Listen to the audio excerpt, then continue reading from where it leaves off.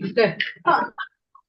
Pertama puja syukur alhamdulillah kita masih diberikan kesehatan sehingga Tony. kita bisa berkumpul di room Zoom ini pada siang hari ini dalam agenda webinar hukum nasional. Dan di tengah-tengah kita juga udah hadir narasumber kita ada Bapak Dr. Encep Mahdi Hidayat, SIMH.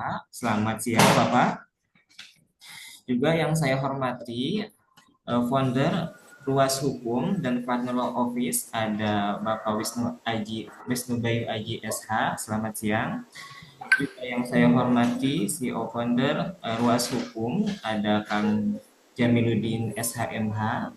Juga yang saya hormati CEO founder Ruas Hukum ada Muhammad Fikri Haikal SH, dan tak lupa rekan-rekan semua teman-teman yang hadir pada siang hari ini untuk mengikuti webinar hukum nasional. Izin teman-teman, tema yang akan coba kita angkat untuk siang hari ini yaitu kita akan coba mendiskusikan mengenai tentang wakaf itu, yaitu menelaah dinamika wakaf di Indonesia, peluang, tantangan, dan strategi penguatan. Udah hadir tadi sudah disapa Bapak Dr. Encep Mahdi Hidayat SIMH. Beliau merupakan Sekretaris Badan Wakaf Indonesia Jawa Barat. Beliau juga seorang advokat dan seorang dosen di salah satu perguruan tinggi Universitas Islam Negeri Sunan Gunung Jati Bandung. Namun sebelum nanti ke penyampaian materi, kita akan mendengarkan terlebih dahulu sepatah dua patah kata sambutan dari founder Luas Hukum dan Partner Law Office dari Bapak Wisnu Bayu Aji. Waktu dan tempat saya persilakan. Baik, Assalamualaikum warahmatullahi wabarakatuh. Waalaikumsalam warahmatullahi wabarakatuh. Yang saya hormati rekan-rekan sekalian, berikut yang saya hormati dan taati ini Sekjen BWI Jawa Barat, Bapak Encep Mahdi Hidayat.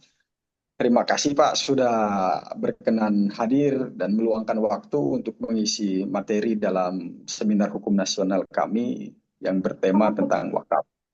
Artinya perlu kita ketahui bersama bahwa terkait tanah wakaf ini, terkait wakaf di Indonesia itu sangat riskan dan perlu kita pelajari bersama-sama untuk bahwasanya meningkatkan kesadaran kita bahwa pentingnya wakaf itu diterapkan di dalam kehidupan sehari-hari kita. Artinya tidak sedikit yang kemudian menganggap sepele wakaf, persoalan-persoalan wakaf. Sedangkan tanah-tanah yang terjadi di Indonesia ini mayoritas tanahnya tanah wakaf.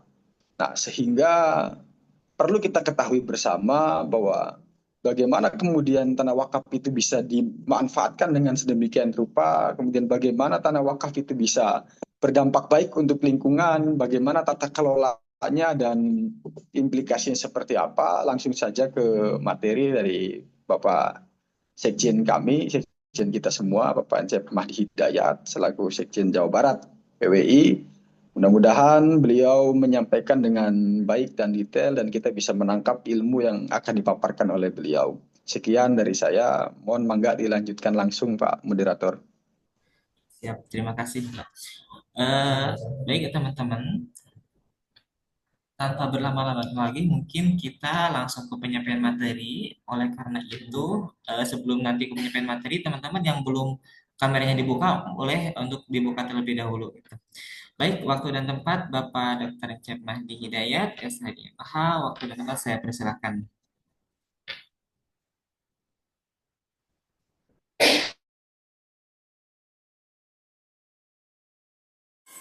Ya, baik, terima kasih. Assalamualaikum warahmatullahi wabarakatuh. Salam. Warahmatullahi wabarakatuh. Alhamdulillahi rabbil alamin wa bihi nasta'in wa ala umuri dunya waddin wa ala alihi wa sahbihi ajmain amma ba'du. Pertama-tama saya ucapkan terima kasih kepada Ruas Hukum yang memfasilitasi webinar ini, di mana dalam webinar ini membahas mengenai hukum wakaf, di mana dalam hukum wakaf ini tentunya perwakapan di Indonesia ini tentunya sangat dinamis gitu. Sangat dinamis, sangat strategis, mempunyai posisi yang strategis. Kemudian dan selain strategis ya tentunya banyak juga tantangan-tantangannya. Nah, tantangan untuk kedepannya seperti apa? Dan tentunya inilah yang perlu kita menjadi perhatian kita bersama, gitu. Ya baik, di sini saya hanya memberikan beberapa konsep. Nanti mungkin hanya beberapa menit saya menjelaskan mengenai wakaf. Selanjutnya saya berharap ada proses interaktif ya dari teman-teman semuanya terkait dengan wakaf ini. Nah, oke, pada dasarnya wakaf ini kalau menurut saya itu adalah menahan al-waqf, artinya berhenti, atau al-habs, menahan. Nah, menahan apa? Menahan harta benda. Harta benda yang kita miliki kita tahan dan kita berhentikan. Berhentikan dari mana? Dari kepemilikan. Dari kepemilikan yang kita alihkan menjadi untuk Allah Subhanahu wa taala. Nah, tetapi yang kita hentikan itu adalah intinya, atau yang kita hentikan itu adalah hak kepemilikan. Nah, sedangkan untuk manfaatnya itu untuk kemaslahatan umat. Ya, kemaslahatan umat, jadi manfaatnya itu untuk masyarakat atau untuk manusia, untuk seluruh alam. Jadi manfaatnya silahkan untuk digunakan. Jadi tetapi harta bendanya tidak boleh hilang. Tidak boleh hilang. Tidak bisa untuk diwariskan.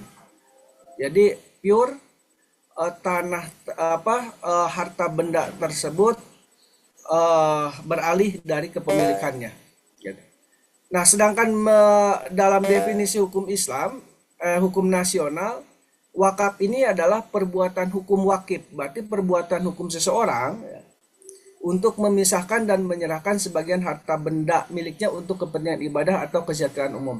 Nah, ini di sini jadi perbuatan hukum wakif, artinya perbuatan hukum seseorang ini ya tentunya adalah perbuatan hukum yang telah cakap hukum.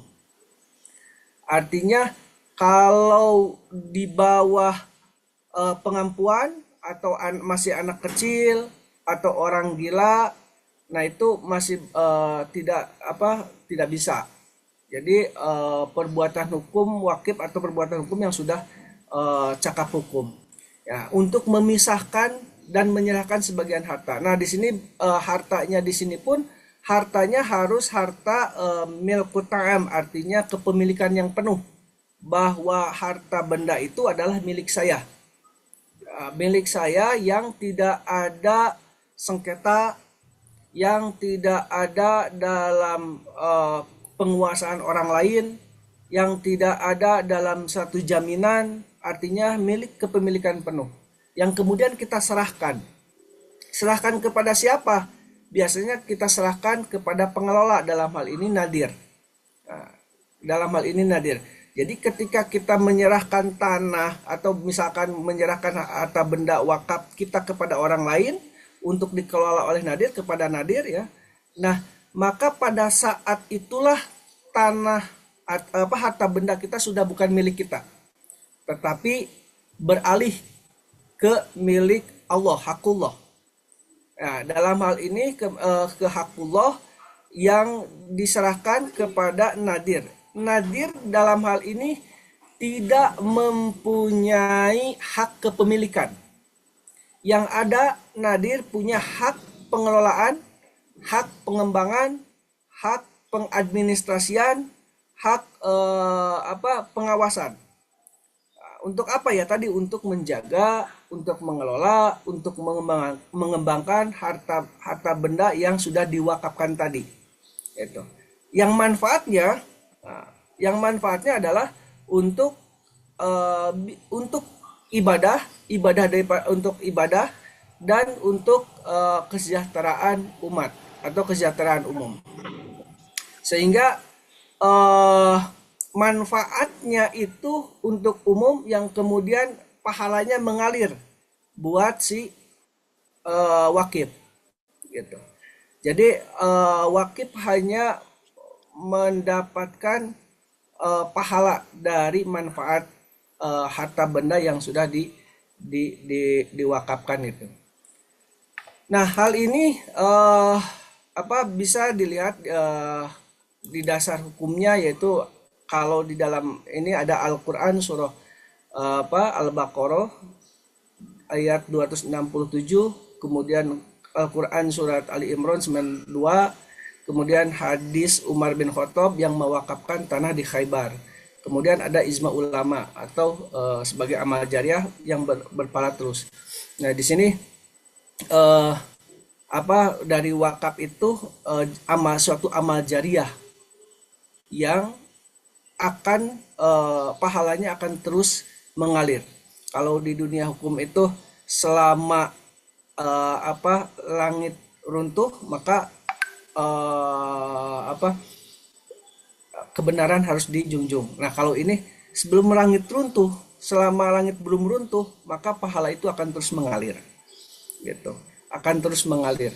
Makanya kenapa akan terus mengalir ya tadi? Karena harus harta benda itu harus dijaga. Harus terjaga.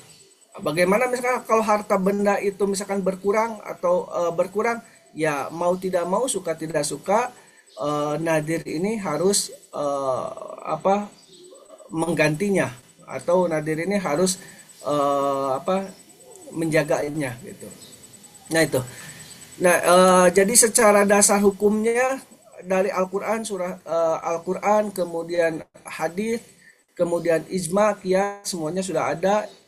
Yang kemudian dalam konteks negara Indonesia ini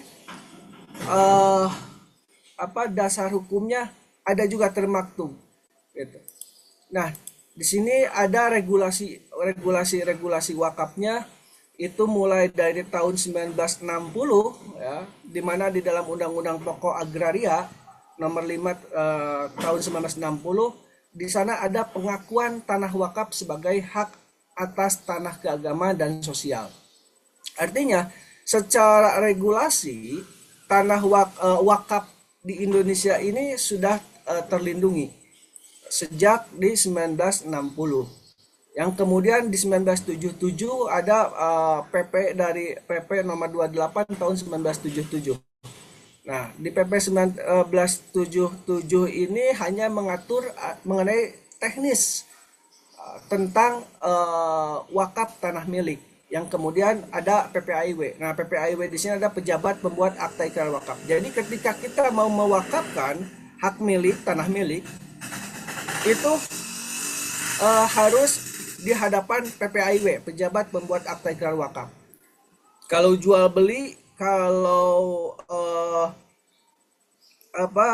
waris itu biasanya dibuatkan oleh PPAT, pejabat pembuat akta tanah. Nah, kalau untuk wakaf khusus ada pejabat pembuat akta ikrar wakaf. Yang kemudian di tahun 1978 ada PMA nomor 1 dan PMA nomor 73 tahun 1978. Ini mengatur hanya petunjuk teknis dan penataan tanah wakaf. Gitu. Semuanya regulasi untuk wakaf ini sudah menurut saya sudah cukup lengkap. Dahulu di tahun 1960 sampai 2004 itu hanya baru PP, kemudian PMA, Peraturan Menteri Agama, kemudian ada Inpres, Instruksi Presiden, yaitu nomor 1 tahun 1991 tentang kompilasi hukum Islam, di mana di sana di hukum wakafnya khusus ada di buku 3. Itu di pasal 215 sampai 227. Nah, yang kemudian di 2004 adalah regulasi resmi. Ya, itu mengenai Undang-Undang Nomor 41 tahun 2004 tentang wakaf. Nah, dari sinilah ada pengembangan-pengembangan yang tadinya wakaf itu hanya tanah saja, tanah hak milik. Nah, di undang-undang ini tanah tidak hanya tanah hak milik itu yang bisa diwakafkan. Jadi ada harta benda bergerak dan harta benda tidak bergerak. Nah, harta benda tidak bergerak yaitu tanah yang tadinya hak milik, di sini bisa saja misalkan tanah yang dilekatkan hak guna pakai, hak guna usaha, hak pengelolaan lahan, itu bisa diwakafkan gitu. Yang kemudian nanti mekanismenya ada turunannya dalam PP, Peraturan Pemerintah Nomor 42 Tahun 2006 tentang peraturan pelaksana Undang-Undang Wakaf ini. Nah, kemudian dari Undang-Undang 41 ini diatur juga mengenai wakaf uang. Jadi wakaf bergeraknya dalam bentuk misalkan uang ada di sana, kemudian hak cipta bisa untuk diwakafkan, kemudian kapal laut, kapal udara, pesawat, pokoknya harta benda yang mempunyai nilai dan manfaat itu bisa untuk diwakafkan. Jadi kalau dari dulu, kalau tadi sebelum ada undang-undang wakaf itu hanya mengatur tentang hak milik saja, kalau dari sini ada perluasan harta benda wakaf. Dalam hal ini perluasan harta benda wakaf yang mempunyai nilai dan manfaat itu bisa untuk diwakafkan. Nah, kemudian di sini juga diatur mengenai tentang wakaf uang. Ya, selain wakaf uang pun di undang-undang wakaf ini ada yang mengatur atau ada lembaganya, dalam hal ini adalah Badan Wakaf Indonesia. Nah, Badan Wakaf Indonesia ini mempunyai tugas ya tadi, satu bisa dia mengelola dan mengembangkan harta benda wakaf, kemudian menerima pendaftaran nadir, ya. Kemudian selain itu dia memberikan persetujuan atas tukar menukar harta benda wakaf, kemudian memberikan izin atas permohonan perubahan peruntukan. Ya, dalam perubahan peruntukan ini bisa dimaknai merubah peruntukan atau bisa menambah peruntukan, atau bahkan bisa merubah peruntukannya. Misalkan yang tadinya masjid, misalkan untuk masjid, kemudian misalkan di lingkungannya tidak ada yang sholat atau tidak ada yang apa gitu, kemudian itu bisa dirubah peruntukannya sehingga menjadi bermanfaat misalkan itu. Nah itu. Nah dari undang-undang ini kemudian ada PP-nya, PP nomor 42 tahun 2006, pelaksanaan undang-undang wakaf. Nah di sana juga diatur mengenai mekanisme wakaf uang. Kemudian di sana juga diatur mengenai LKSPWU, yaitu Lembaga Keuangan Syariah Penerima Wakaf Uang. Ya, karena tadi ada wakaf uang, maka nanti ada lembaga keuangan syariahnya yang menerima wakaf uang.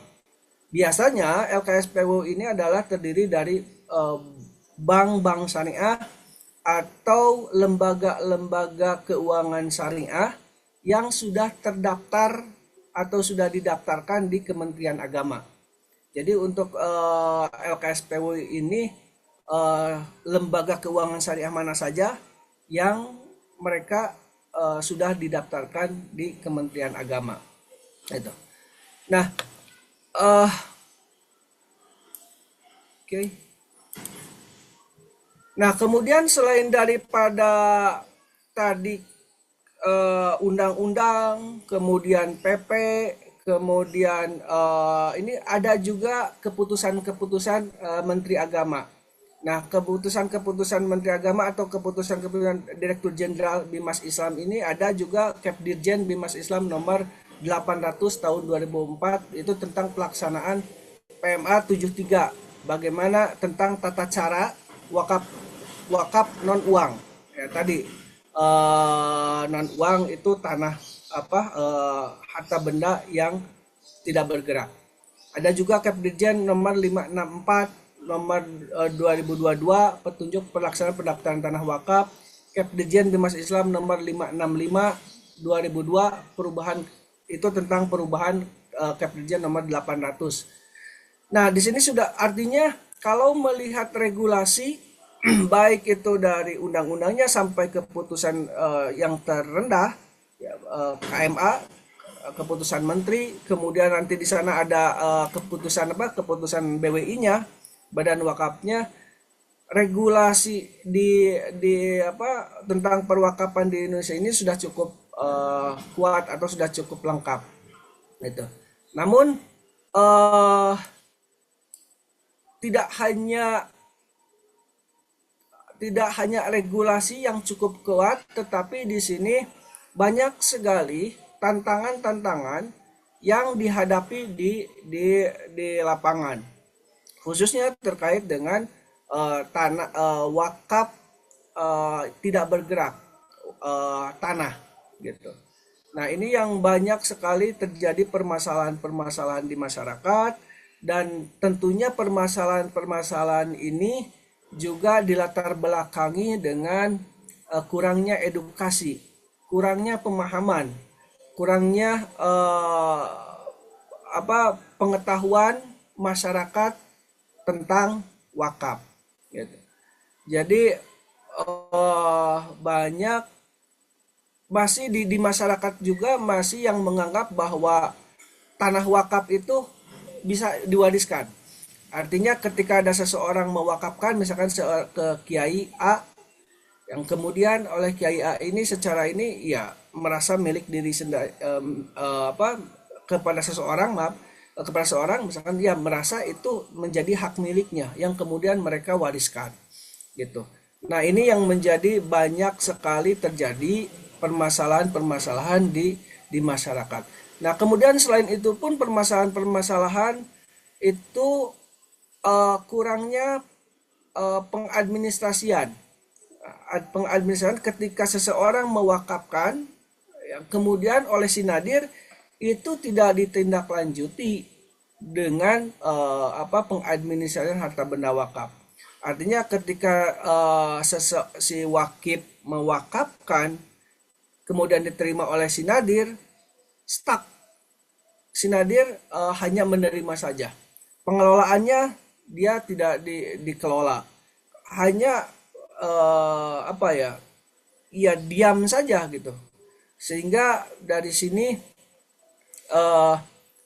kemanfaatannya tidak begitu bisa dirasakan oleh masyarakat ya. Kemudian dari sana misalkan ada respon daripada ahli waris wakif, misalkan ahli waris wakif misalkan mau mencabut kembali wakafnya. Nah, di sini jadi problem juga ya, karena di dalam undang-undang atau di dalam ini harta benda wakaf yang sudah diwakafkan itu tidak bisa untuk dibatalkan. Nah, di lapangan banyak juga terjadi pembatalan terhadap harta benda wakaf gitu.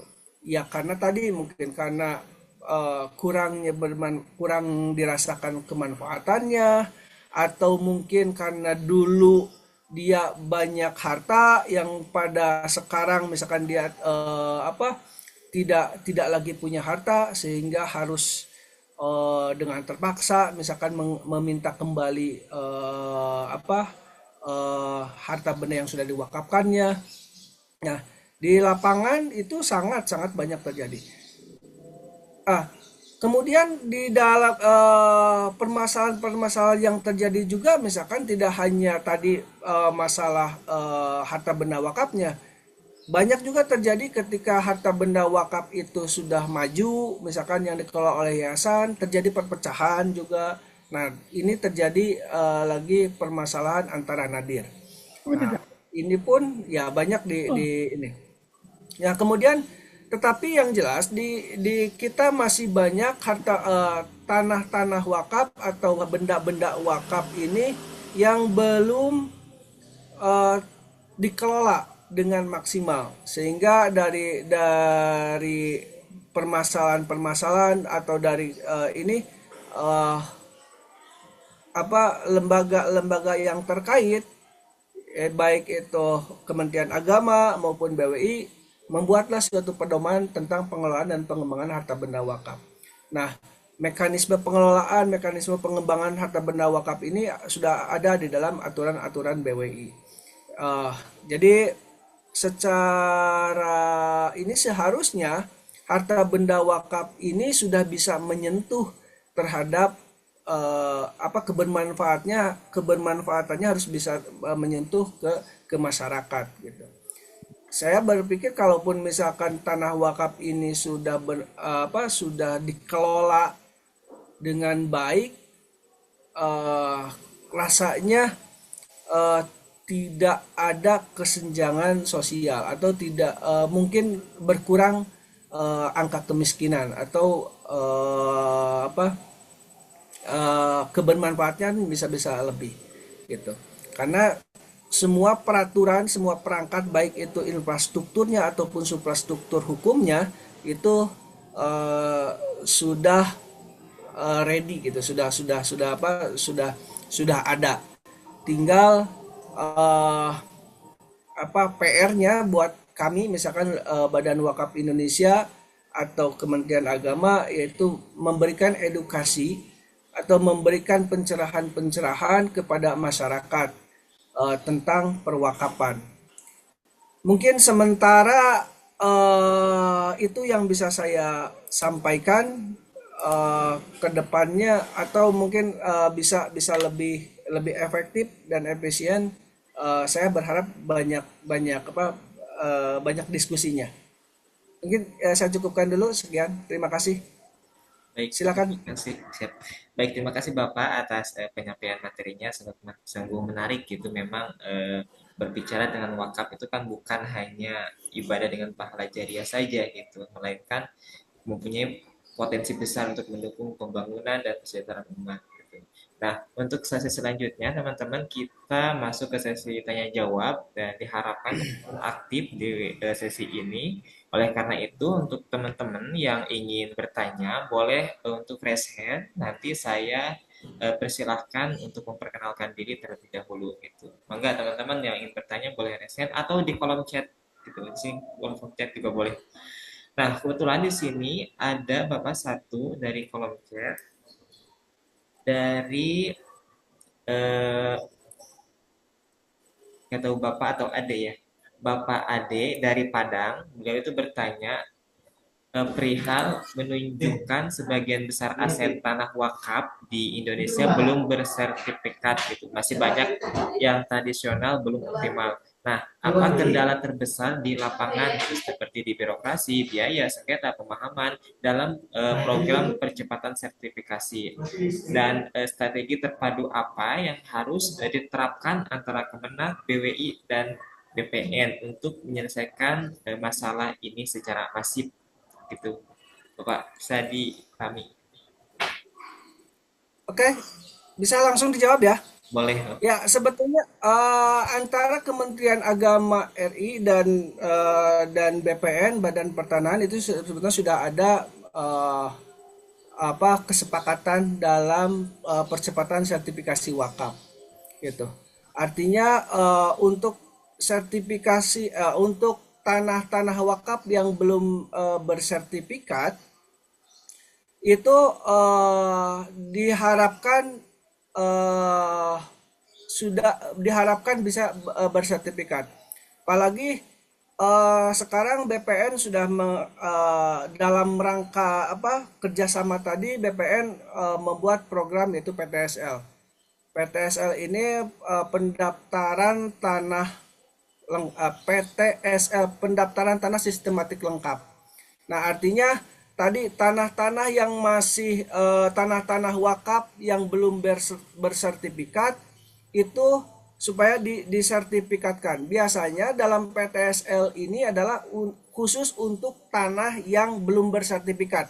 Artinya alasaknya masih kikitir, letter C atau petuk eh, masih ini gitu. Nah, masih belum ini. Nah, ini disertifikatkan. Bagaimana mekanisme persertifikasiannya? Misalkan kalau tanah itu masih dalam bentuk kikitir, ya, kemudian sudah wakaf, maka yang ini yang jadi alasannya itu adalah tadi tanah apa kikitirnya, kemudian berikut AIW-nya, akta ikrar wakaf yang sudah dibuatkan di hadapan pejabat pembuat akta ikrar wakaf, yang kemudian si nadirnya harus didaftarkan dulu ke Badan Wakaf Indonesia. Nah, nanti setelah ini AIW sudah ada, kemudian penetapan dari BWI-nya tentang pendaftaran nadirnya, baru ke BPN. Nah, dari BPN didaftarkanlah gitu.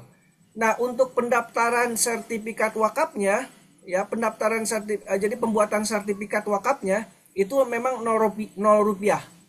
Tetapi biasanya ada biaya-biaya di luar pensertifikat itu, biasanya dikenakan biaya-biaya terkait dengan pengukuran. Nah, jadi pengukuran itu berbeda. Itu. Jadi kalau pembuatan sertifikatnya 0 rupiah, tapi kalau itu saya tidak terlalu tahu berapa biaya-biayanya. Biasanya ada dengan petugas ukurnya. Nah, itu. Artinya dalam program percepatan sertifikasi tanah wakaf ini di sini aja, misalkan di Jawa Barat itu sudah banyak. Kemarin tahun 2000 kalau tidak salah 2023, maaf 2020 atau 2021 lah gitu. Itu di Sukabumi ada sekitar 1.500 atau berapa gitu yang sudah ini, dan memang sudah cepat lah. Nah, misalkan artinya untuk program percepatan sertifikasi wakaf itu sudah ada kerjasama antara MOU antara Kementerian Agama dengan BPN gitu. Nah, mekanisme yang ditetapkan ya artinya itu ya, yang harus diterapkan itu antara Kemenak, BWI dan BPN ya tadi, melakukan kerjasama, membuat perjanjian kerjasama terkait percepatan sertifikasi tanah wakaf gitu. Adapun mekanismenya ya tadi seperti tadi, kalau misalkan itu tanahnya masih kikitir atau masih tanah adat atau masih tanah ini ya, nanti dibuatkan dulu AIW-nya, akta ikrar wakafnya gitu, sebagai alas hak untuk nanti terbit sertifikat wakaf itu.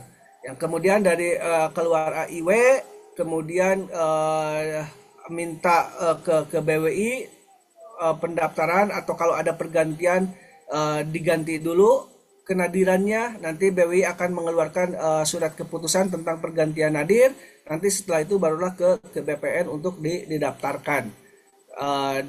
Didaftarkan, dan untuk pendaftaran atau pembuatan sertifikat tanah wakaf ini di BPN 0 rupiah, terkecuali ukur atau di luar itu biasanya ada biayanya. Itu mungkin. Oke, baik. Terima kasih Bapak atas jawabannya. Nah, di sini Pak ada dua lagi yang bertanya. Pertama dari admin, dari Pak Wahyu, Pak Wisnu. Nah, pertama itu perihal mengapa wakaf di Indonesia itu lebih sering dipandang sebagai ibadah statis ketimbang instrumen dinamis pembangunan sosial ekonomi gitu. Nah, dan apa yang hilang dari kesadaran hukum maupun budaya kita sehingga aset wakaf kerap mangkrak tanpa ada daya cipta gitu Pak.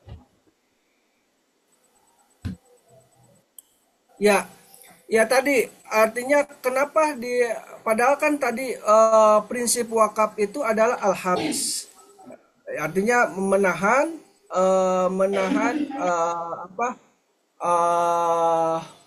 pokoknya, kemudian mendistribusikan manfaatnya. Nah itu. Tetapi kadang ya tadi masyarakat banyak yang belum paham terhadap wakaf itu. Jadi adanya pengetahuan tentang literasi tentang perwakafan memang masih masih kurang. Kemudian nadirnya masih banyak nadir-nadir yang tradisional. Artinya nadir-nadir yang tidak yang kurang profesional. Jadi ketika ada nih apa si Nadir mendapatkan wakaf misalkan dari seseorang, wakaf untuk masjid, ya sudah, wakaf itu untuk masjid saja gitu. Padahal tadi fungsi kemanfaatan wakaf itu tidak hanya untuk keagamaan, tetapi untuk ekonomi produktif, untuk kemaslahatan umat. Sehingga di sini butuh nadir-nadir yang memang berkompeten, nadir-nadir yang profesional. Jadi nadir-nadir yang bisa mengelola, yang bisa mengembangkan harta benda wakaf, yang manfaatnya tidak hanya untuk ibadah, tetapi manfaatnya untuk ke masa apa ke eh, kemaslahatan umat. Misalkan eh, ada masjid, kemudian misalkan masjid itu pelatarannya masih ada space-nya misalkan. Nah, harapan itu masjid itu tidak hanya punya nilai keagamaan, tetapi ada nilai ekonomi produktifnya. Misalkan tadi ada masjid, kemudian lahannya masih luas, apakah ada ruko-ruko atau apakah ada buat parkir, misalkan gitu.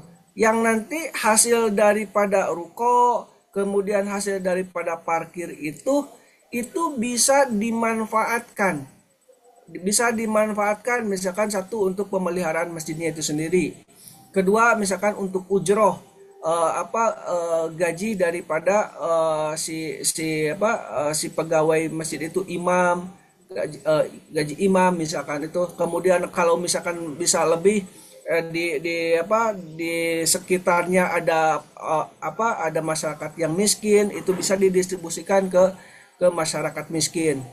Nah, ini sebetulnya harus seperti itu. Wakaf dengan zakat berbeda. Kalau zakat itu mustahiknya jelas ada 8 asnaf. Tapi kalau wakaf mustahiknya itu berlaku untuk seluruh umat. Tidak mengenal ras, tidak mengenal agama. Untuk manfaat wakaf ya silakan untuk dimanfaatkan seluruhnya gitu. Tetapi nanti ada skala prioritas mana yang harus didahulukan dulu gitu. Nah, inilah yang harus yang harus dipahami oleh Nadir. Jadi butuh nadir-nadir yang profesional, butuh nadir-nadir yang mempunyai kecakapan atau pengetahuan dalam pengelolaan dan pengembangan. Tidak hanya pengelolaan dan pengembangan saja, tetapi mereka pun harus paham dan tahu skala prioritas dalam pendistribusian manfaat dari harta benda wakaf tersebut, gitu. Nah, sekarang banyak juga kita sudah mulai, misalkan harta benda wakaf itu untuk untuk di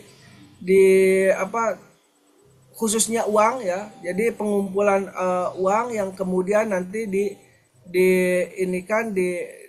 didepositokan, misalkan didepositokan, yang kemudian dari deposito ini misalkan ada hisbah, ada manfaatnya. Nah, hasil daripada deposito ini dimanfaatkan atau didistribusikan untuk masyarakat yang lain gitu. Artinya atau misalkan untuk pembangunan infrastruktur itu bisa saja harta wakaf untuk pembangunan infrastruktur juga gitu. Artinya tadi tidak tidak tok hanya kepada sarana keagamaan juga. Sarana keagamaan, sosial, ekonomi itu bisa dari wakaf. Gitu. Itu bisa dari wakaf. Nah, tentunya eh, ini pun tidak lepas daripada pengetahuan atau tidak lepas daripada edukasi masyarakat, pengetahuan masyarakat tentang perwakapan. Itu mungkin. Nah, kalau dari segi budaya jelas sebetulnya sangat erat dengan kebudayaan. Apalagi kalau orang tua kita itu religiusitasnya lebih tinggi, mereka itu ya mewakafkan misalkan apa yang dia punya ya dia wakafkan. Tetapi yang banyak terjadi itu adalah yaitu ketika orang tua kita mewakafkan hanya sebatas lisan, tidak ada catatan. Nah, itulah yang menjadi permasalahan di kemudian hari. Gitu. Yang terjadi permasalahan di kemudian hari yang riskan terhadap gugatan-gugatan terhadap pembatalan wakaf itu. Sehingga dari sinilah dibuatnya regulasi itu adalah untuk melindungi harta benda wakaf yang sudah diwakafkan oleh si wakif, gitu, untuk segera diadministrasikan, gitu. Nah, kemudian tadi menjawab ada juga apa saja adakah di dalam wakaf itu pidananya? Oh, ada. Pidana wakaf ini biasanya lekat dengan satu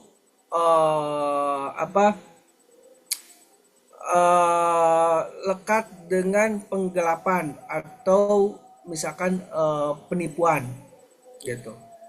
Atau misalkan tadi di dalam undang-undang wakaf itu ada pasal yang menyatakan bahwa harta benda wakaf dilarang untuk diperjualbelikan.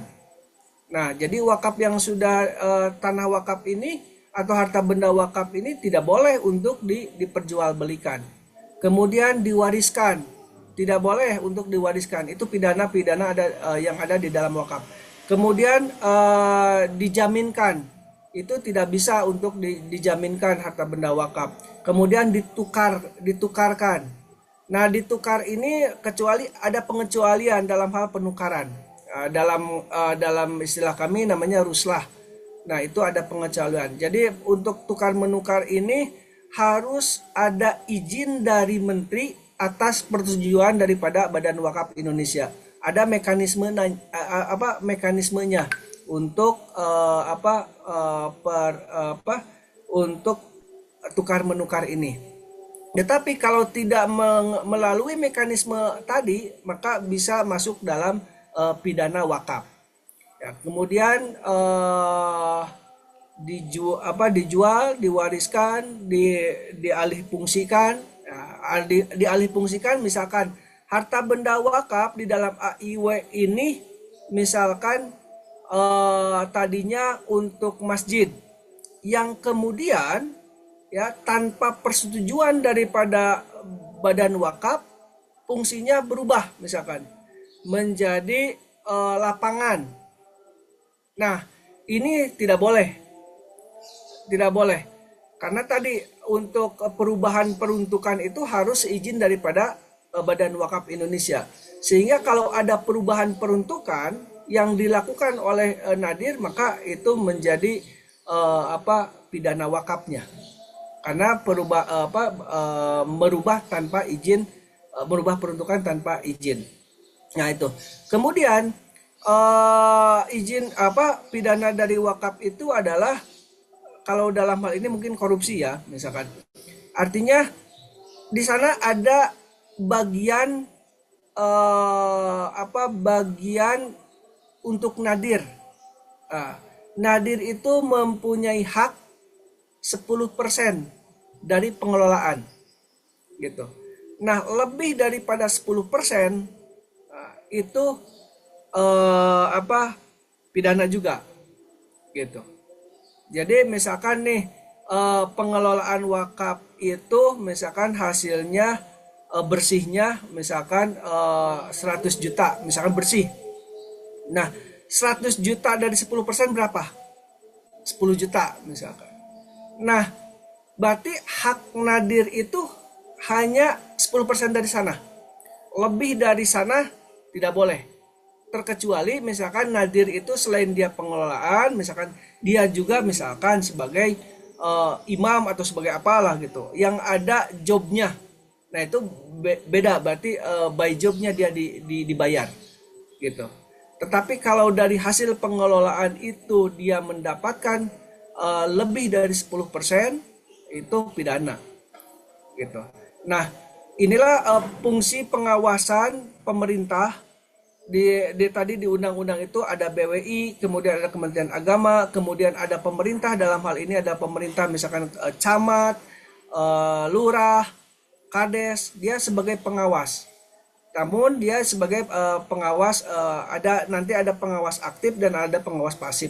Nah itu jadi semuanya saya pikir semua masyarakat, elemen masyarakat punya fungsi pengawasan terhadap harta benda wakaf gitu.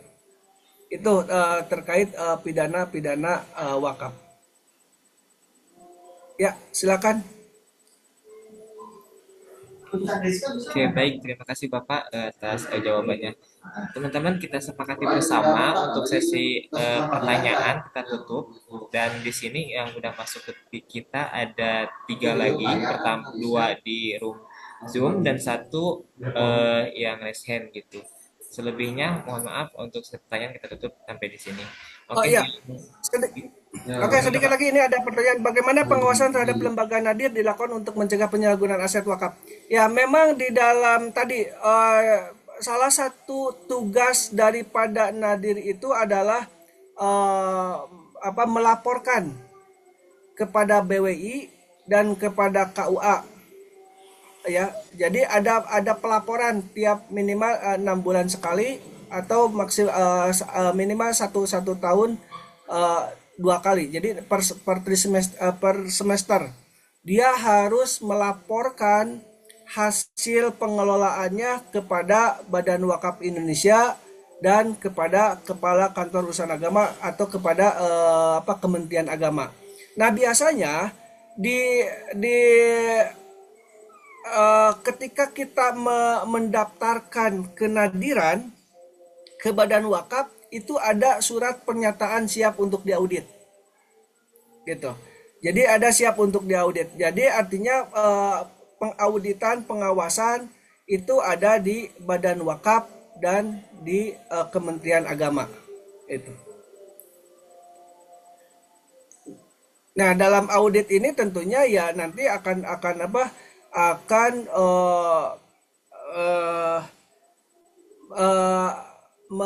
melibatkan daripada masyarakat juga atau akuntan publik gitu. Itu mungkin ya. Oke, baik, terima kasih Bapak. Nah, kita kasih kesempatan dulu yang ini yang resen dari tadi ya. Bapak Kusuma, boleh untuk buka mic sama kameranya. Baik, sebelumnya apakah suara saya terdengar dengan jelas? Sudah aman Kak? Ya. Baik, Assalamualaikum warahmatullahi wabarakatuh. Waalaikumsalam. Selamat sore, terima kasih sebelumnya Sore. atas kesempatannya. Mohon maaf sebelumnya saya belum bisa open kamera ya. Izin Bapak bertanya sehubungan dengan wakaf ini sebagaimana yang telah disampaikan tadi dalam salah satu regulasinya kan ada wakaf yang berupa uang ya Pak ya. Tadi di dalam PP 42 nomor 42 tahun 2006 J. Tadi sempat disampaikan bahwasanya wakaf ini bisa berupa uang dan lain sebagainya. Dalam hal ini Pak, yang ingin saya tanyakan, baik wakaf nanti berupa uang ataupun harta benda yang bersifat tidak bergerak. Ini apakah ada batasan dalam konteks pemberian objeknya ya Pak ya. Karena kan Ya, kalau dilihat dari segi hibah dan wasiat itu kan ada konteks batasan yang telah diberikan antara si pemberi dan si penerima, yakni sepertiga dari harta tersebut ya Pak ya. Dalam konteks wakaf ini apakah ada batasannya ya Pak? Itu yang pertama.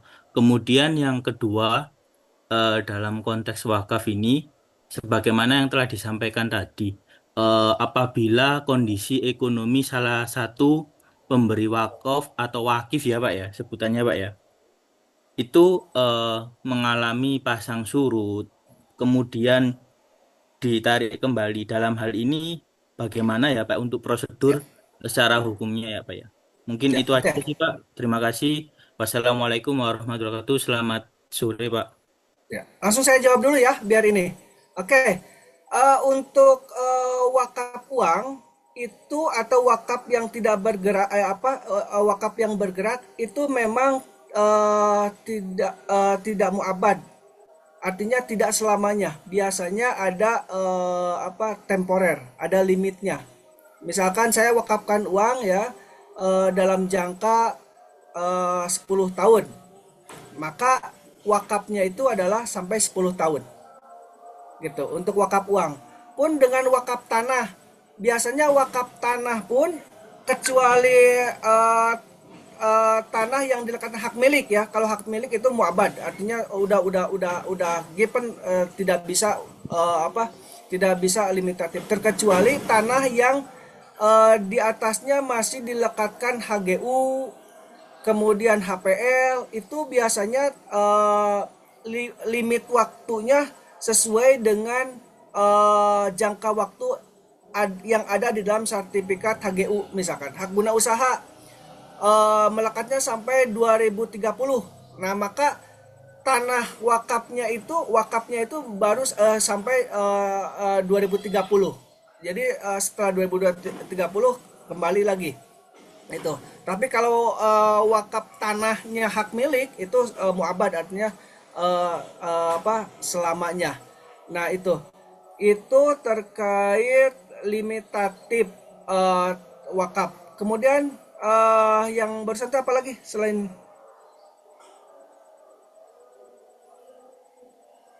ya selain tanah limitatif, untuk tanah yang untuk harta benda wakaf yang tidak bergerak ada limitednya. Kemudian bersatu Baik saya Pak. lupa lagi apa? Ya. Untuk yang pertanyaan kedua tadi sehubungan dengan penarikan wakaf Pak. Semisal wakifnya itu mengalami Oh iya. kebutuhan Oke. atau pasang Jadi surut ekonomi Pak. oke. Iya. Jadi berbeda antara wakaf. Wakaf itu tidak ada nisbah. Tidak ada kalau kita hadiah, kalau kita menghibahkan maka tidak boleh sepertiga. Tidak boleh melebihi sepertiga. Nah, kalau wakaf itu bisa semuanya. Gitu. Artinya tidak seperti hadiah atau hibah. Kalau hibah tidak boleh lebih dari sepertiga. Nah, kemudian Pak, bagaimana kalau misalkan si wakif di kemudian hari dia mengalami pasang surut?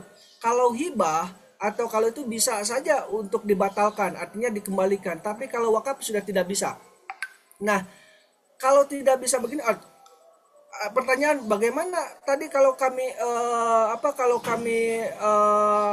mengalami kebangkrutan atau mengalami kemiskinan. Nah, justru itulah kewajiban daripada si nadir ya untuk mendistribusikan manfaatnya dari wakaf itu kepada si tadi yang mengalami kebangkrutan itu gitu. Jadi tidak bisa mengambil haknya kembali karena sudah diwakafkan. Tetapi kalau meminta manfaat daripada harta benda yang sudah dia wakafkan itu harus boleh gitu.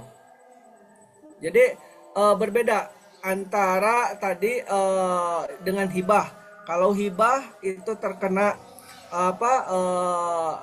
ada ukurannya, tidak melebihi daripada 1/3. Tapi kalau wakaf silahkan semuanya gitu. Kalau dia dia berkenan kan begitu. Jadi tidak ada batasan gitu. Kemudian tadi karena wakaf yang sudah diwakafkan itu tidak bisa dibatalkan, maka pembatalan terhadap wakaf walaupun dia sudah miskin, itu tidak bisa tidak bisa untuk dibatalkan. Tapi dia bisa meminta kepada nadir manfaat daripada harta benda yang sudah diwakafkan gitu. Itu mungkin. Baik, Pak. Oke, siap. Ini ada penutup. Terima kasih. Oke, siap. Makasih, Bang Samun. Oke, ini sebagai penutup, mungkin pertanyaan terakhir dari Pak Wisnu. Jika konstitusi itu menjamin penguasaan negara atas sumber daya untuk sebesar-besarnya kemakmuran rakyat, nah, mengapa pemerintah membiarkan potensi aset wakaf yang bernilai triliunan rupiah terbengkalai tanpa kebijakan nasional yang konkret gitu? Ini di Room Zoom ada. Ya, ya. Sebetulnya kalau melihat daripada undang-undang wakaf itu justru dasarnya adalah daripada pasal Undang-Undang 1945 air, bumi, langit, air beserta isinya itu dikuasai oleh negara dan untuk seutuhnya sebanyak-banyak untuk kepentingan masyarakat gitu. Artinya kalau melihat ke undang-undang ini justru wakaf inilah menurut kami, menurut saya itu yang harus dipertahankan gitu. Karena kemanfaatannya itu seluas-luasnya untuk masyarakat gitu. Nah, sekarang pertanyaannya, kok kalau begitu kenapa itu tidak ya mungkin tadi pemahaman atau edukasi kepada masyarakat, edukasi kepada pemerintah itu belum tersampaikan dengan utuh. Terus terang di kami pun di Jawa Barat ini pun kami sedang berusaha dengan pemerintah untuk bisa mengelola atau mengembangkan harta benda yang punya manfaat yang luas untuk masyarakat untuk bisa sama-sama dikelola gitu. Nah, yang dalam hal ini tentunya masih ada benturan regulasi antara undang-undang wakaf dengan regulasi-regulasi yang lainnya. Misalkan contohnya tentang pengelolaan harta benda wakaf, kemudian dengan pemerintah. Biasanya ada pemerintah, ada keputusan Kementerian Keuangan atau apalah gitu. Jadi mereka bisa memberikan biaya bantuan pengembangan terhadap pengembangan itu terhadap aset-aset pemerintah. Di luar wakaf biasanya tidak ini. Nah, ini masih ada benturan. Padahal justru kami pun wakaf itu ya perlu juga pembiayaan yang semuanya negara ujungnya adalah untuk kesejahteraan masyarakat. Wakaf pun ujungnya adalah untuk kepentingan umat gitu, untuk kepentingan umat. Artinya di sini ada kesamaan, cuma di dalam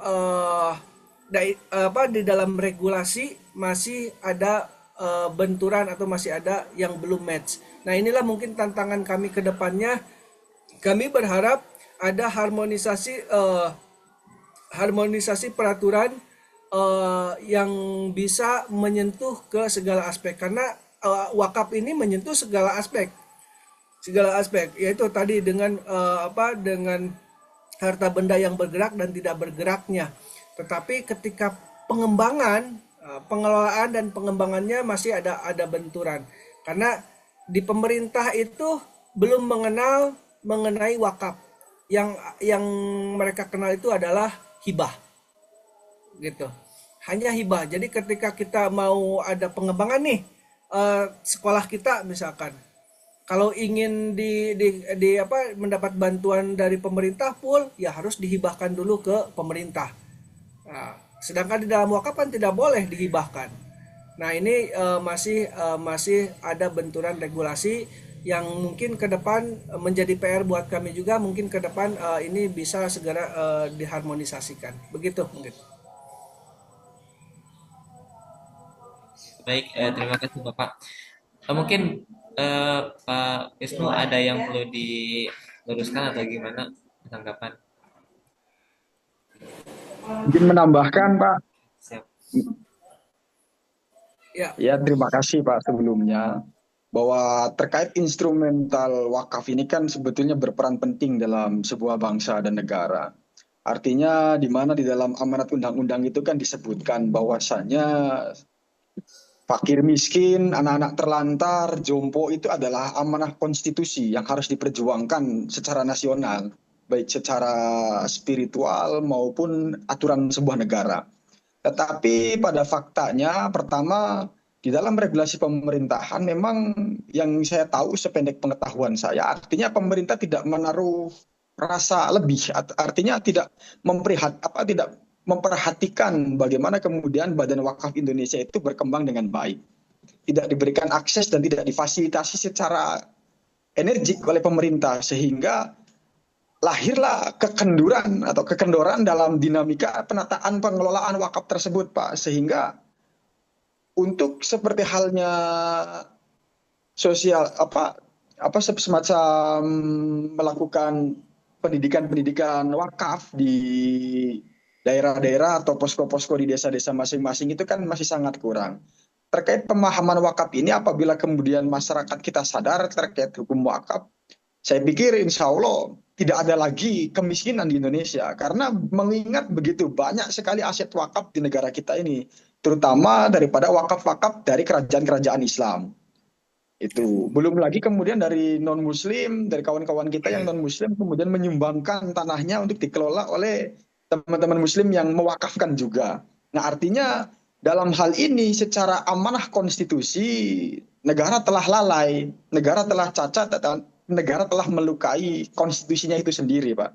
Kalau menurut saya, artinya kita sebagai kaula muda mempertanyakan ke Bapak sebagai praktisi di lapangan, juga sebagai pengurus Badan Wakaf Indonesia, sebagai Sekjen Jawa Barat, mohon terkait penjelasannya bahwasanya wakaf apabila dikelola dengan baik atau diadakan pendidikan-pendidikan, seminar-seminar, atau pos-pos di setiap desa, ini kan sebuah hal atau terobosan yang energik, begitu loh Pak ya.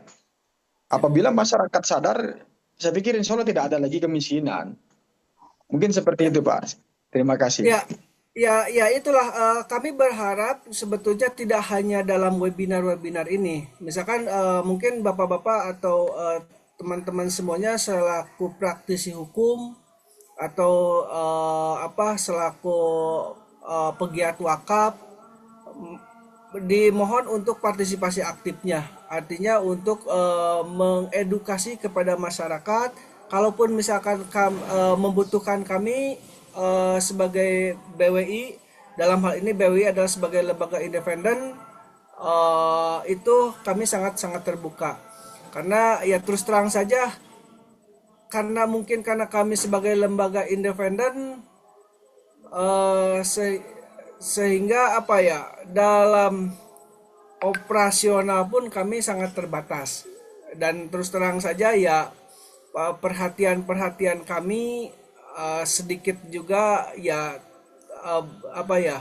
masih terbatas lah kemampuan kaminya. Makanya kami berharap acara-acara seperti ini yang mengupas tentang wakaf, bagaimana pentingnya wakaf, kemudian dampak wakaf terhadap masyarakat, terhadap negara itu seperti apa. Nah, kami mohon kepada teman-teman untuk bisa mengedukasikan kembali, tidak hanya sebatas upacara saja, tetapi harus dengan cara-cara gitu. Ya mungkin webinar ini sebagai upacara, tetapi hasil daripada webinar ini mohonlah kita sama-sama bagaimana cara-cara untuk mengedukasikan kepada masyarakat bahwa wakaf itu punya dampak yang sangat hebat, baik itu dari segi kehidupan maupun dari segi ibadah keagamaan. Dampak sosialnya ada, dampak kebudayaannya ada. Ya tadi misalkan dahulu zaman-zaman kerajaan atau zaman-zaman ini mereka mewakafkan hartanya untuk masyarakat. Ya sekarang memang belum terkelola atau belum ini, ya itulah. Jadi ya yang saya dapatkan dari lapangan ya memang literasi yang atau edukasi masyarakat masih belum merata gitu, belum menyentuh kepada masyarakat yang paling bawah. Itu mungkin harapan kami, semoga teman-teman semuanya bisa mengedukasikan kembali kepada masyarakat terkait dengan wakaf ini. Artinya wakaf sebagai instrumen kesejahteraan masyarakat itu ada di dalam wakaf. Itu mungkin. Oke, baik, terima kasih Bapak atas penyampaian materi juga sesi tanya jawabnya. Baik teman-teman, tak terasa kita udah di penghujung acara karena ini forumnya juga terbatas. Mohon maaf untuk kalau teman-teman kalau masih ada yang ingin ditanyakan, mungkin nanti kita bisa di WA group gitu. Kita udah sediakan WA group. Nah, mungkin Bapak ada kata-kata terakhir dulu nggak sebelum kita tutup? Ya, kata-kata terakhir, jangan lelah untuk berwakaf. Baik, siap. Terima kasih Bapak.